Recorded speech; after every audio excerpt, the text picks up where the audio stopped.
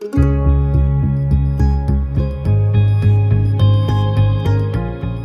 this conference that we're hosting is really a chance to break open the canonical implications for lay ecclesial ministry, to really gather together our national partners who represent universities, dioceses, national organizations, to test their experience against the document, co-workers.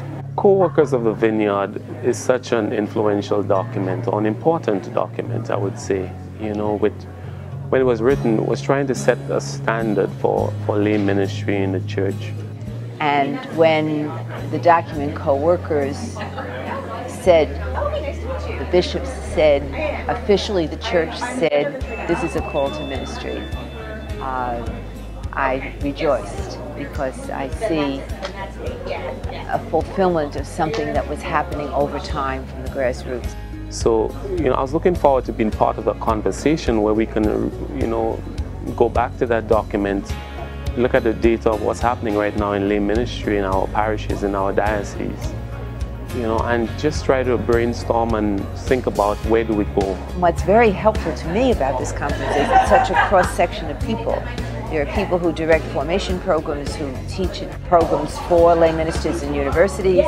There are younger people involved in youth ministry. There are canon lawyers. I just think that from the table work, the perspectives that are being brought to bear on the question is half the delight of this whole experience. I'm very grateful to be part of this conversation these last 2 days, and part of the conversation over the last 15 years of trying to advance lay ecclesial ministry and its status in the United States.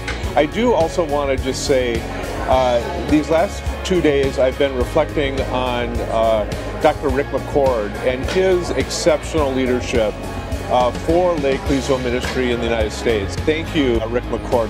What I hope to gain from this conference is to continue the conversation on lay ecclesial ministry and how process has to respond to the changing face of the church. I'm interested to see how that conversation develops. And so we come together to read this closely with our partners, to gather people at the grassroots to test their experience, and then to develop recommendations that they can go home and do. The power for the advancement of lay ecclesial ministry does not just lay with the institutional church, it lays with all of us as a community of believers.